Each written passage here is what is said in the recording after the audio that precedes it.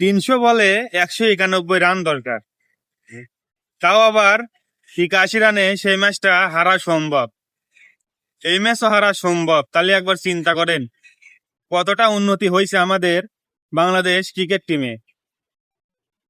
তোরা দুবাইয়ের মেয়েদেরকে দেখিস আর রাত ভরে গিটার মারিস, আর দিনের বেলা বল চোখে দেখিস না। হালা বাঙ্গির পুতেরা বোর্ডেরা খেলা শিখছে।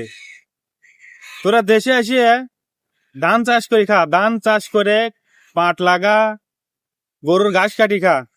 হালা বাঙ্গির পুতেরা, তোদের দিয়ে ক্রিকেট হবে না। T20 সিরিজটা জিতে শরীরে তেল লেগে গেছে তোমাদের, না? তাহলে এই ম্যাচ হারা সম্ভব? এই ম্যাচ কি করে হারিস তোরা? যদি টেস্টও খেলিস তাও তো এই ম্যাচ জিতে যাবে অনায়াসে। বাঙ্গের পুতেরা খেলা শিখছে, একবারে মান সম্মান ডুবাই দিছে।